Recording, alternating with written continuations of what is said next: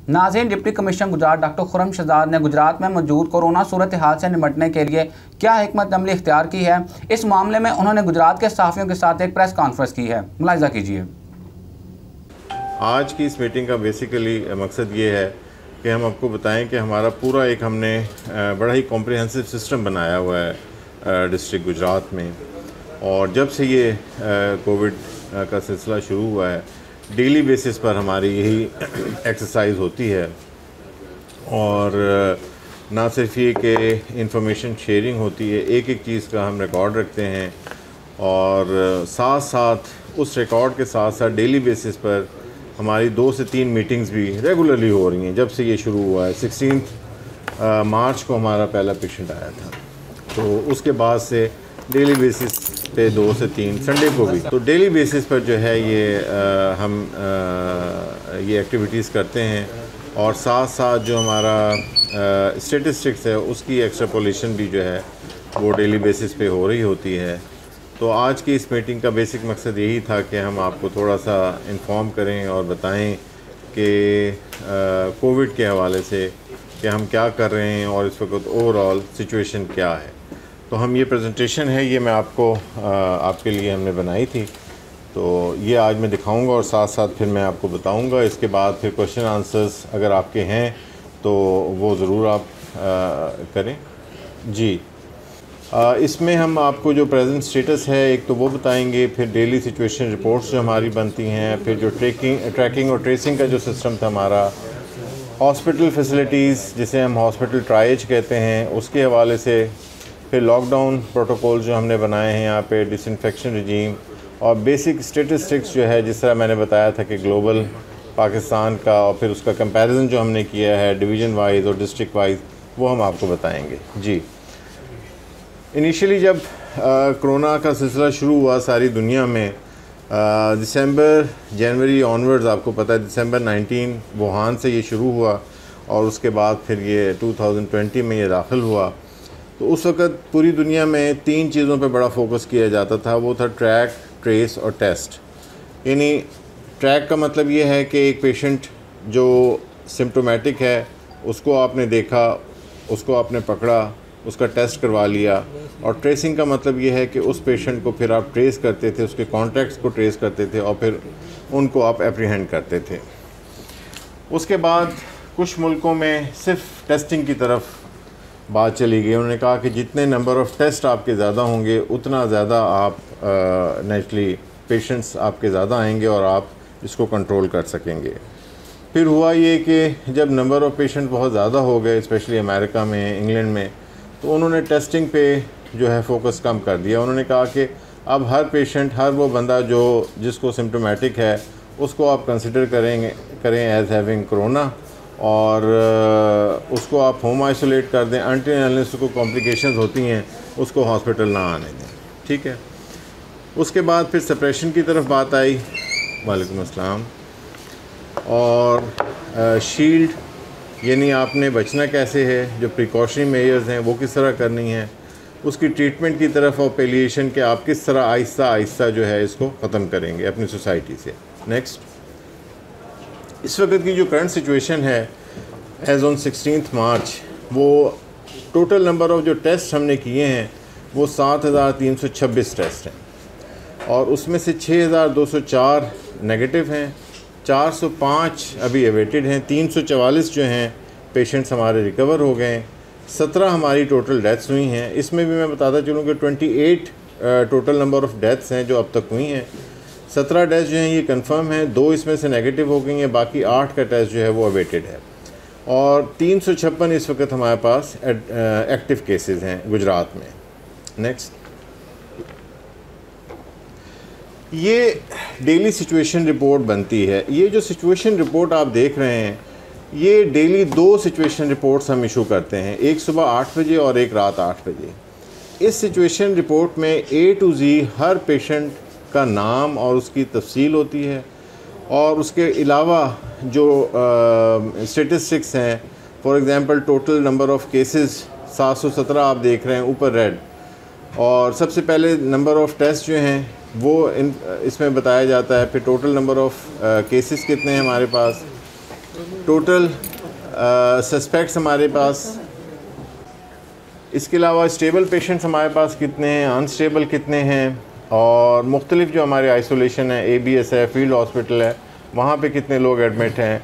इसके अलावा इसमें ये डिटेल होती है कि पेशेंट जो है वो फ़र्स्ट डे हमारे पास कब आया, उसका टेस्ट हमने कब लिया, वो किस दिन पॉजिटिव हुआ, और उसके बाद फिर उसका फ्यूचरिस्टिक जो उसका प्लान है वो भी हम बनाते हैं कि उसका अगर तो 7वें दिन उसका पहला टेस्ट होना है वो किस दिन होगा, उसके बाद फिर 14वें दिन उसका टेस्ट कब होना है, फर्स्ट नेगेटिव कब होगा और सेकंड नेगेटिव कब होगा। तो ये पूरी स्पेकुलेशन जो है डेली बेसिस पे दिन में 2 मरतबा ये सिचुएशन रिपोर्ट जो है वो हम इशू करते हैं, और उसमें A to Z तमाम पेशेंट्स का रिकॉर्ड होता है। नेक्स्ट, ये जब हमने शुरू किया था तो उस वक्त 1 पेज था, अब इसके 4-5 पेजेस हो गए हैं। नेक्स्ट, और उसके बाद नीचे आप ये देखें कि जो हमारा स्पेकुलेशंस होती हैं कि पॉजिटिव केसेस कितने हैं, और डे वाइज जो है वो भी हम इसकी ग्राफिकल रिप्रेजेंटेशन जो है वो भी देते हैं। नेक्स्ट, ये आप देखें कि हमारा जो TTT मैकेनिज़्म जो हमने मार्च में बनाया था, ये जो TTT सिस्टम जो हमने बनाया है, ये अल्हम्दुलिल्लाह इस वक्त पूरे पंजाब में ये मैकेनिज़्म जो है ये यूज़ हो रहा है। इसमें होता है क्या था, जो हमारा फर्स्ट पेशेंट आया था कोरोना पॉजिटिव का 16 मार्च को, वो स्पेन से एक पेशेंट था जो ट्रैवल किया अपने 2 बच्चों के साथ। बाद में जब हमने ट्रेसिंग की तो नेचुरली उनके एक बेटे को भी पॉजिटिव था। तो जैसे ही सस्पेक्ट हमारे पास पॉजिटिव होता है तो उसके 2 केसेस 2 तरीक़ों से हम उसको ट्रेस करते हैं। एक तो उसकी हिस्ट्री ली जाती है, और दूसरा ये होता है कि हम उसकी CDR निकलवाते हैं। CDR में इस वक्त हमारी बहुत ज़्यादा हेल्प की हमारे जो लॉ इन्फोर्समेंट एजेंसीज़ हैं, स्पेशली ISI ने हमारी बहुत ज़्यादा हेल्प की, और हमने तमाम पेशेंट्स के CDRs निकलवाए, और उसकी बेसिस पे फिर हम उनको ट्रैक करते थे। फ़र्स्ट पेशेंट जो था उसको हमने ट्रेस किया। अब उसकी जो ट्रैकिंग और ट्रेसिंग है वो बहुत ही मुश्किल काम है। जो पहला पेशेंट था उसमें 3 जब हमने ट्रेसिंग की है, और इसी तरह उससे लेकर अब 717 पेशेंट्स हमारे पास, हर पेशेंट की हम ट्रेसिंग इसी तरह करते हैं। पहला जो पेशेंट था उसमें 3 डिस्ट्रिक्ट इन्वॉल्व थे। एक पिंडी डिस्ट्रिक्ट था, गुजर खान पिंडी डिस्ट्रिक्ट था, डिस्ट्रिक्ट गुजरात का तो ओरिजिनली था, और एक गुजरांवाला डिस्ट्रिक्ट से भी था। पेशेंट वहाँ से शुरू हुआ, वहाँ से हमने ट्रेस किया उसे इस्लामाबाद एयरपोर्ट से। इस्लामाबाद एयरपोर्ट सुबह 7 बजे वो लैंड किया, 9:30-10 बजे वो गुजर खान अपने एक रिलेटिव्स के पास गया। वहाँ वो फ्रेश हुए, नहाए धोए, नाश्ता किया, और उसके बाद फिर वो गुजरात आए। गुजरात से जो लोग उसे लेने गए थे उसमें 2 लोग थे, एक उसका दोस्त था और एक उसका भाई जो उसको लेने गए थे। एक गाड़ी में वो आए और उन 5 लोगों ने उस गाड़ी में ट्रैवल किया। जब यहाँ पर आए, यहाँ पे फिर 2 घर इन्वॉल्व थे, एक उसका अपना घर इन्वॉल्व था और एक उनके साथ उनके रिलेटिव्स का घर इन्वॉल्व था, और उसके साथ साथ जो उसका दोस्त जो उसे लेने गया था वो रहने वाला था गखड़, और एक और भी एरिया था ना लूनपुर का। इन तमाम लोगों को हमने ट्रेस किया। 33 लोग हमने इस फर्स्ट कॉन्टैक्ट की ट्रेसिंग में हमने ट्रेस किया। उन जगहों पे जहाँ जहाँ डिस्ट्रिक्ट्स में आए उनको इन्फॉर्म किया। फॉर एग्ज़ाम्पल गुजर खान में 5 लोग इन्वॉल्व थे, उनके सबके टेस्ट हुए। यहाँ पे 33 लोग थे, उनके टेस्ट थे। उसके बाद हमने उनको आइसोलेट किया। आइसोलेट करने के बाद हम ये करते हैं कि उस एरिया को लॉकडाउन कर देते हैं। लॉकडाउन का भी मैं बताऊंगा कि हम लॉकडाउन किस तरह करते थे। लॉकडाउन का हमने क्राइटेरिया ये बनाया था कि जहाँ से पेशेंट मिलता था, फॉर एग्ज़ाम्पल ये पहला पेशेंट शादीवाल जिस जगह पे उसका घर है वहाँ पर अगर उसकी पूरी जो लाइन थी वो तमाम की तमाम पूरी गली जो है हम उसको लॉकडाउन कर देते थे। वो कंप्लीट लॉकडाउन होता था।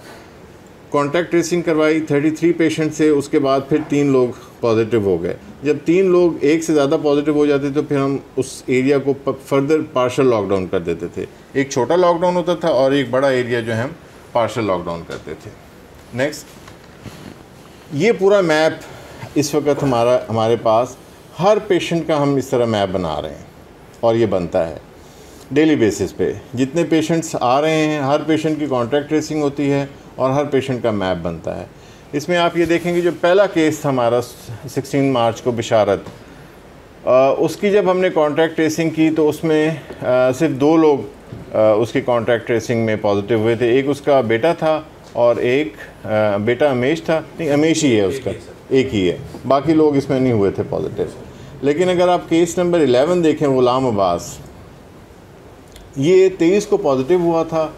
ये सिमली गांव है सराय आलमगीर, वहाँ पे ये भी स्पेन से आए थे और सिमली में इन्होंने ये किया कि इन्होंने 2 डेथ्स जनाजे अटेंड किए और 2-3 शादियाँ अटेंड की। जब हमने कॉन्ट्रैक्ट ट्रेसिंग की तो इनिशियली 6 लोग पॉजिटिव हुए, लेकिन उसके बाद ओवरऑल सिमली गांव से 20 से 25 लोग पॉजिटिव थे। तो सिमली गांव हमें फिर पूरा का पूरा लॉकडाउन करना पड़ा। तो ये बेसिकली लॉकडाउन क्राइटेरिया है जिस बेसिस पर हम लॉकडाउन करते हैं और कॉन्टैक्ट ट्रेसिंग करते हैं। हर पेशेंट का जो ट्रेसिंग मैकेनिज़्म वो इसी तरह है।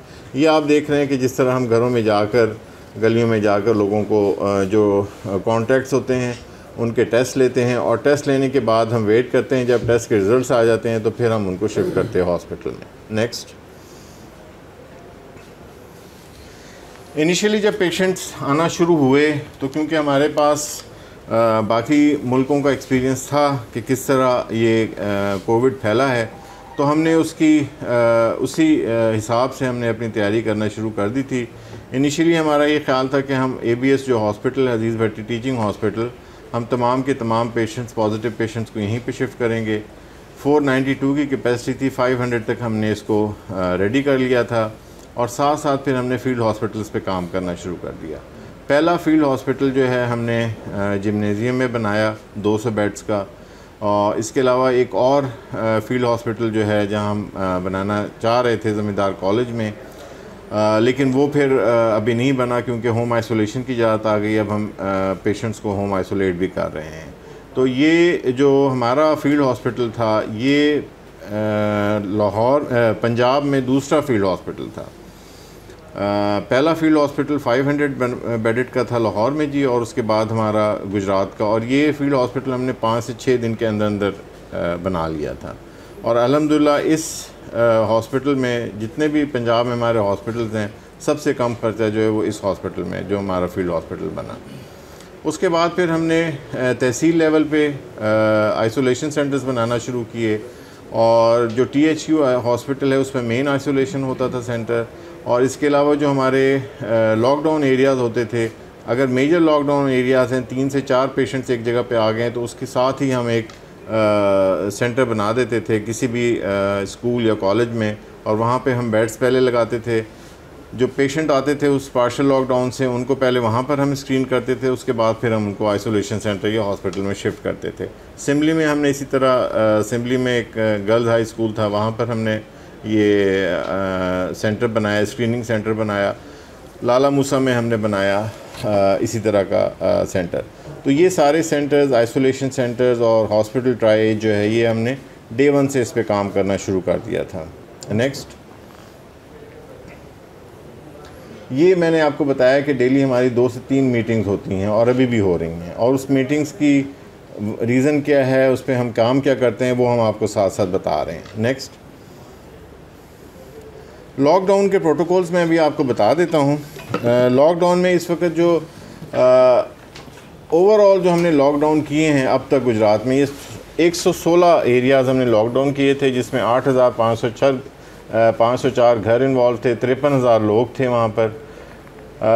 साथ साथ जैसे जैसे पेशेंट्स नेगेटिव होते गए, सेहतमंद होकर घरों को जा रहे थे और वो एरिया, उस एरिया से लोग नेगेटिव हो रहे थे, हम लॉकडाउन ओपन भी करते जा रहे हैं, और अभी हम लॉकडाउन जहाँ जहाँ से केसेस आ रहे हैं वहाँ पर हम लॉकडाउन कर रहे हैं।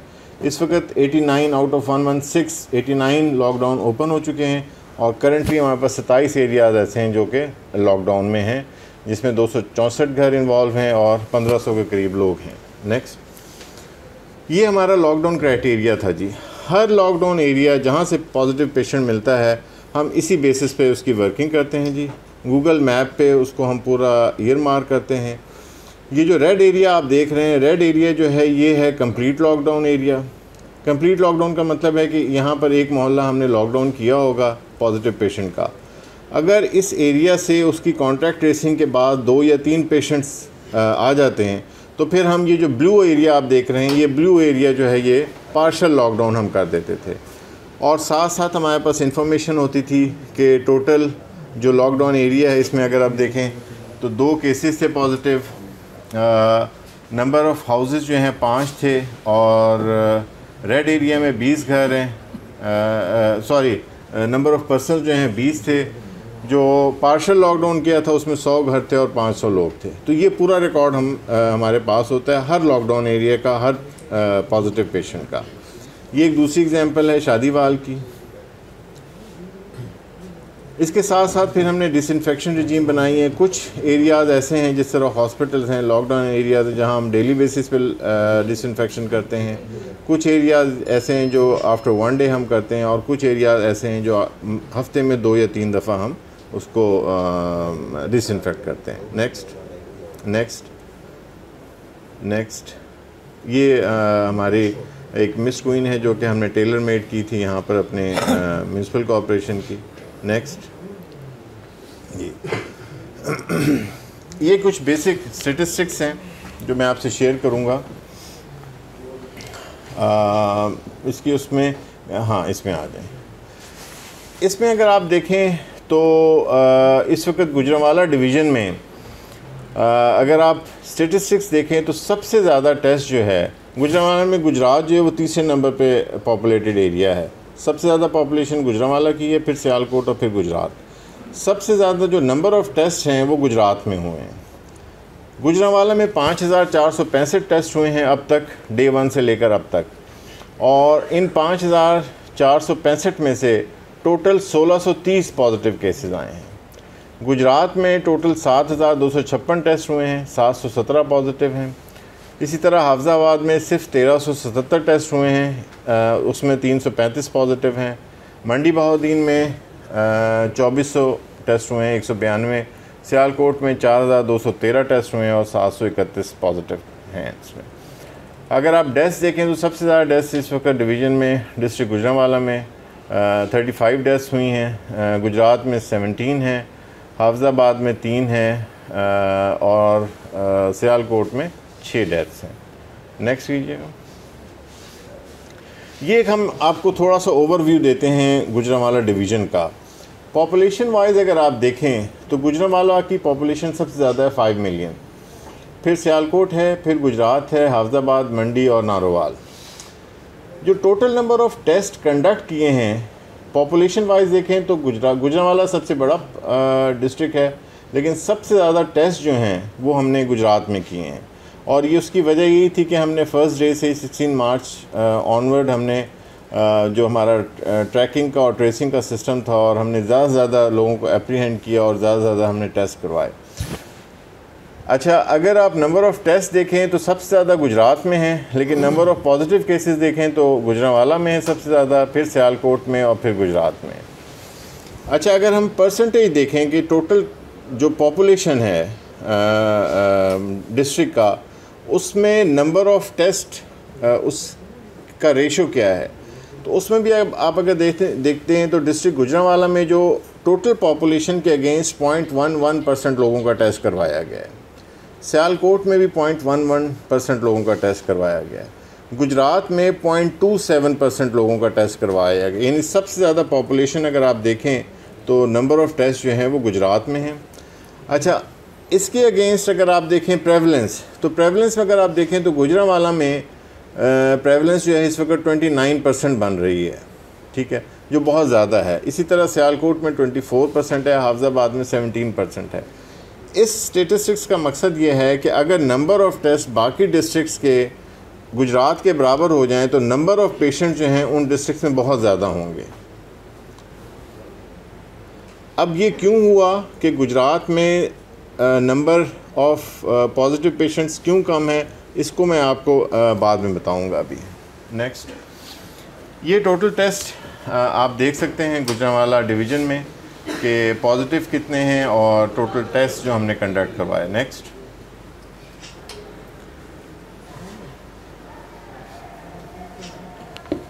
ये भी उसकी ग्राफिक रिप्रेजेंटेशन है और कंपैरिजन है रिकवरी का भी। इस वक्त गुजरात में हमारी रिकवरी कितनी है जी?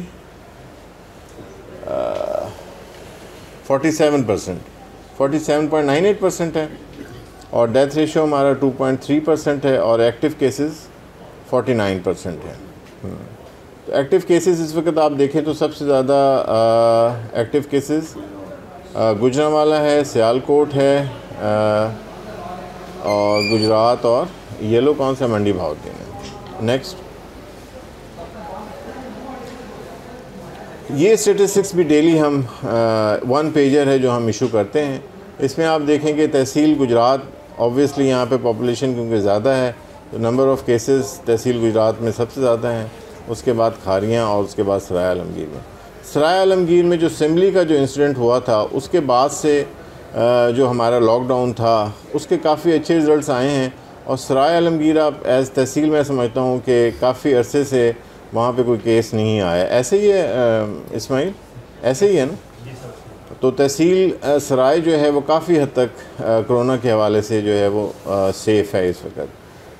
थोड़े बहुत इश्यूज़ आ रहे हैं क्योंकि हम बॉर्डर करते हैं इधर भिम्बर को, तो वहाँ से कुछ पेशेंट्स आ रहे थे, तो वहाँ पर हमने अपनी चौकी जो है वो ज़रा रीइंफोर्स करवाई है, तो उस वजह से भी हालात कुछ बेहतर हुए हैं। ये डेली इंफॉर्मेशन जो है हम एक्स्ट्रापोलेट करते हैं सुबह 8 बजे और रात 8 बजे। नेक्स्ट, बर्डन ऑफ कोविड की अगर हम बात करें तो इस वक्त पूरी दुनिया में 6.2 मिलियन के करीब लोग हैं जो कि इन्फेक्टेड हैं, लेकिन इसमें से 2.8 मिलियन जो है ये ठीक हो चुके हैं, और 3,75,000 डेथ्स हुई हैं। पाकिस्तान में इस वक्त नंबर ऑफ़ केसेस जो हैं वो 72,000 हैं, और 1,543 जो हैं वो डेथ्स हुई हैं, लेकिन रिकवरी रेट भी हमारा जो है वो 26,083 लोग जो हैं वो रिकवर हुए हैं। नेक्स्ट, अच्छा उसके साथ गुजरात जी, चलें इसमें वो कर लेते हैं। ये केस नहीं, नेक्स्ट करें। नेक्स्ट, केस फर्टिलिटी रेट है जी, दुनिया का जो इस वक्त फर्टिलिटी रेट है वो दैट इज़ 6.1% है। यूनाइटेड किंगडम का सबसे ज़्यादा है 14%, फिर इटली है 14.2%, इसी तरह स्पेन, यूएसए, इंडिया और पाकिस्तान का केस फर्टिलिटी रेट जो है, केस फर्टिलिटी रेट का मतलब ये है कि number of deaths from a specific disease, for example Covid, divided by number of individuals diagnosed with the disease during that time, multiplied by 100। तो गुजरात का 2.41% है जी केस फर्टिलिटी रेट। नेक्स्ट,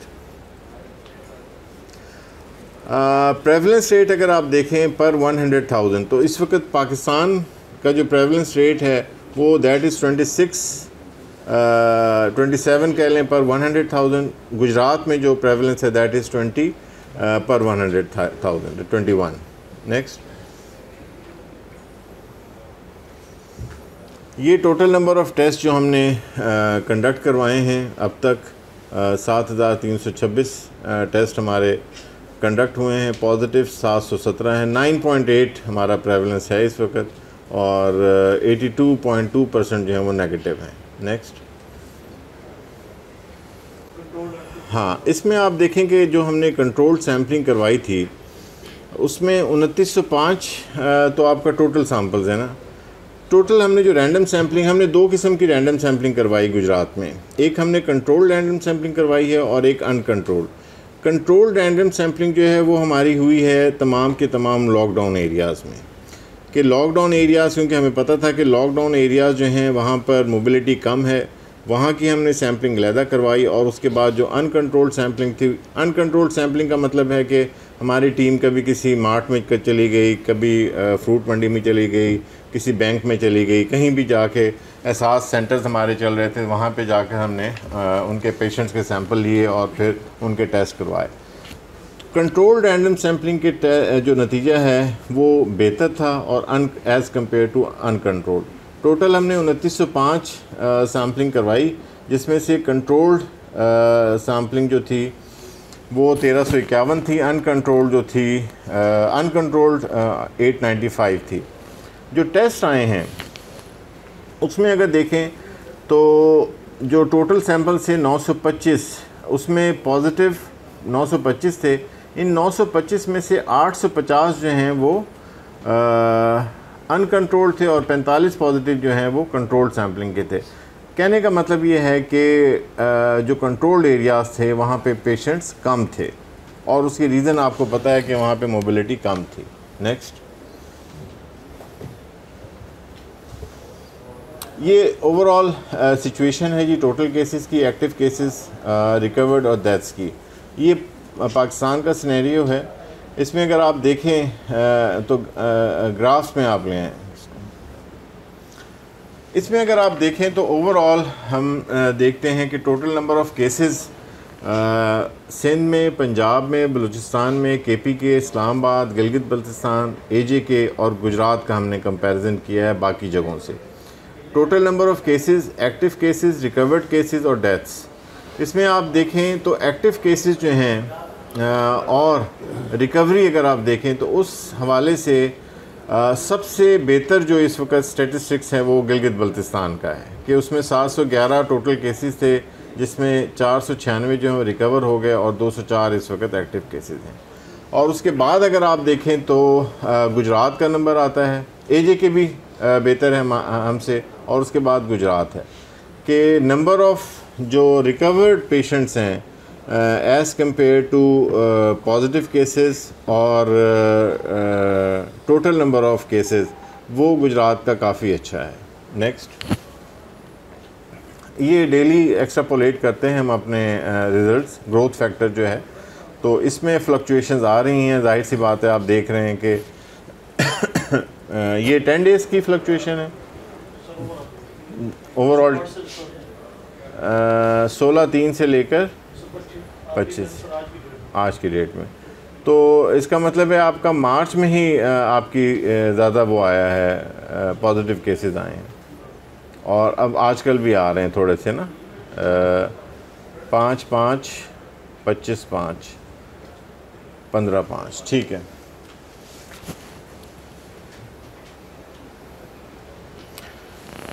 ये टोटल रिकवर्ड केसेस और टोटल कंफर्म केसेस हैं जो हमने प्लॉट किए हुए हैं नंबर ऑफ़ डेथ्स के हवाले से भी। आप ये देखें जो कंफर्म केसेस हैं वो इंक्रीज़ कर रहे हैं ऑब्वियसली, और इसी तरह रिकवरी जो है वो भी हमारे साथ साथ हो रही है। रिकवरी जो है वो स्टैटिक है, यानी जिस रेशो से पहले पेशेंट रिकवर हो रहे थे ऑलमोस्ट वही रेशो हमने बरकरार रखी हुई है, लेकिन नंबर ऑफ़ केसेस जो हैं कंफर्म केसेस वो ऑब्वियसली आप देखें कि वो ऊपर जा रहा है। नेक्स्ट, ये मेल फीमेल रेशो है जी रिकवर्ड केसेस का, ये ऑलमोस्ट एक जितना ही है, 70-30% है, यानी 70% केसेस जो हैं वो मेल के हैं, 30% केसेस जो हैं वो फीमेल्स हैं। उसकी भी रीज़न यही है कि मेल की मोबिलिटी क्योंकि ज़्यादा है, फीमेल्स की मोबिलिटी कम है, लिहाजा ये जेंडर वाइज जो केसेस हैं या डिस्ट्रीब्यूशन है वो उसके मुताबिक ही है। नेक्स्ट, ये जो हमारे पास जितने पॉजिटिव केसेस थे उसकी एक स्नैपशॉट है कि किसका ताल्लुक़ कहाँ से था। तो यूनाइटेड किंगडम के हमारे पास 3 केसेस थे, स्पेन के 15 केसेस थे, रिकवर्ड और केसेस, हाँ, तो स्पेन के 16 में से 15 के 15 रिकवर हो गए। इसी तरह टर्की के 14 केसेस थे, सारे रिकवर हो गए। इटली के 4 थे, रिकवर हो गए। सऊदी अरेबिया के 6 थे, रिकवर हो गए। दुबई के 4 थे, रिकवर हो गए। फ्रांस के 2 थे, रिकवर हो गए। बेल्जियम के 2 थे, यूनान के 1 केस था। बाकी जो मुल्क हैं वो उनके 12 केसेस थे, उसके अलावा इन कंट्रीज़ के अलावा क्लोज़ कॉन्टैक्ट्स जो हैं हमारे 244 अब तक हैं जो पॉजिटिव केसेस थे, उनमें से 160 रिकवर हो गए हैं। इंडिजिनस केसेस जो हैं जिनकी हिस्ट्री नहीं थी वो 409 थे, उसमें से 121 रिकवर हो गए हैं। टोटल 717 में से 344 हमारे रिकवर हो गए हैं। अच्छा, ये बड़ी इम्पॉर्टेंट चीज़ है कि सिम्टम्स जो हैं पॉजिटिव केसेस के, आप ये देखें कि अब तक 717 जो केसेस आए हैं उनमें से 685 केसेस ऐसे हैं जो एसिम्प्टोमेटिक हैं। ये 90% से ज़्यादा रेशो बनता है। ये जितनी इम्पॉर्टेंट है ना उतनी ही ये ख़तरनाक है। ये जो स्टेटिस्टिक्स है कि 95% लोग एसिम्प्टोमेटिक हैं, ये जितनी इम्पॉर्टेंट और खुश आइंद है उतनी ही ये ज़्यादा ख़तरनाक और फ्यूचर के लिए हमारे लिए थ्रेटनिंग है। उसकी रीज़न ये है कि जो एसिम्प्टोमेटिक पेशेंट होता है वो ख़ुद से एसिम्प्टोमेटिक है, लेकिन वो कैरियर है और वो दूसरों को इन्फेक्ट कर सकता है। हो सकता है एक एसिम्प्टोमेटिक पेशेंट जो दूसरे को इन्फेक्ट कर रहा है, वो एसिम्प्टोमेटिक पेशेंट खुद तो ठीक हो जाए, लेकिन जिसको वो इन्फेक्ट कर रहा है वो बीमार हो जाए और उसकी डेथ हो जाए। इस वक्त जो सिचुएशन हम फेस कर रहे हैं वो इसी की यही सिचुएशन है कि इस वक्त बहुत सारे पेशेंट्स, बहुत सारे लोग जो हैं वो एसिम्प्टोमेटिक हैं, जो कि एनवायरनमेंट में फिर रहे हैं, वो दूसरों को इन्फेक्ट कर रहे हैं, और हो सकता है जिसको वो इन्फेक्ट करें वो पेशेंट जो है वो बीमार हो जाए और उसकी डेथ हो जाए। तो लॉकडाउन खुलने के बाद जो सबसे ज़्यादा जो थ्रेट है और चैलेंज है हमारे लिए इस वक्त, वो इसी चीज़ का है कि पेशेंट लोग एसिम्प्टोमेटिक हैं, उनको पता नहीं है कि उनके वो पॉजिटिव हैं, लेकिन वो मार्केट्स में भी जा रहे हैं, वो लोगों को घरों में भी जा रहे हैं, वो लोगों की खुशियों में भी जा रहे हैं, वो डेथ्स अगर हो रही हैं तो जनाजा भी अटेंड कर रहे हैं, ठीक है, और वहाँ वो लोगों को इन्फेक्ट कर रहे हैं, और जो वल्नरेबल ग्रुप है वो जब पॉजिटिव होता है तो उसकी डेथ हो रही है। लास्ट एक हफ़्ते में हमारे पास जो नंबर ऑफ़ डेथ्स हैं, एक हफ़्ते पहले टोटल 4 डेथ्स थी हमारे पास गुजरात में। अब पिछले एक हफ़्ते में तकरीबन 12 डेथ्स हुई हैं, 13 एक और हो गई है जो हमने अभी शामिल नहीं की, ये बल्कि 14 हो गई, 14 डेथ्स हुई हैं पिछले एक हफ़्ते में। और ये पेशेंट जो हैं वो ये इस तरह आए हमारे पास कि हमारे पास 14 की 14 एक दिन पहले पेशेंट आया है, सीरियस आया है, हॉस्पिटल में आया है, यानी इनमें 14 में से तो ऐसे थे ना कि बहुत के पॉजिटिव जो है वो उनकी डेथ के बाद पता चला कि वो पॉजिटिव हैं, ठीक है। पेशेंट इन्फेक्ट हो रहे हैं, डॉक्टर्स के पास जाते हैं या प्राइवेट डॉक्टर्स के पास या प्राइवेट हॉस्पिटल में जा रहे हैं, वहाँ वो उनको ट्रीट करते हैं। 9वें-10वें दिन जब पेशेंट बिल्कुल सीरियस हो जाता है तो हमारे अजीज़ भट्टी में ड्रॉप करता है, और जिस दिन अजीज़ भट्टी ड्रॉप करता है उससे अगले दिन उसकी डेथ हो जाती है। उसी दिन उसको हम इस पे डालते हैं, वेंटिलेटर पे डालते हैं, अगले दिन उसकी डेथ हो जाती है। ये वो थ्रेट है जो इस वक्त हम फेस कर रहे हैं लॉकडाउन ओपन करने की वजह से। आगे हम बहस करेंगे अभी कि लॉकडाउन आगे हमें करना चाहिए या नहीं करना चाहिए, उसकी क्या इफ़ेक्टिविटी है। ये एज वाइज डिस्ट्रीब्यूशन है। एज वाइज डिस्ट्रीब्यूशन में भी आप वही देखें कि जो लोग ज़्यादा मोबाइल हैं 20 से लेकर 50 साल तक की उम्र के नंबर ऑफ़ जो पेशेंट्स हैं वही ज़्यादा हैं। 21 से 30 साल तक के 33% लोग हैं, और 31 से 40 तक 22, यानी 50% तो यही बन जाते हैं जो वो 21 से 40, और उसके बाद अगर 50 आप लेके जाएँ तो 70% लोग तो यही हैं जो कि इस एज ग्रुप के हैं। और उसकी जो रिकवरी की भी एक वजह यही है कि ये हेल्दी लोग हैं।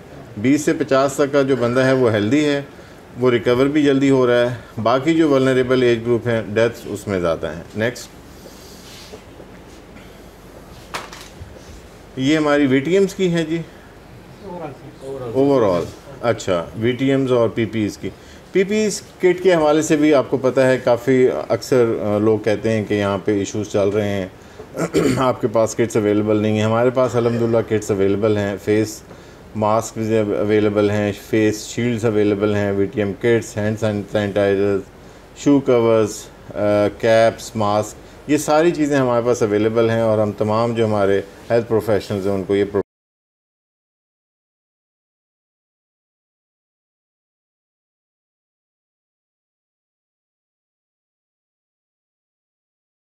प्रोवाइड कर रहे हैं। नेक्स्ट, ठीक है जी।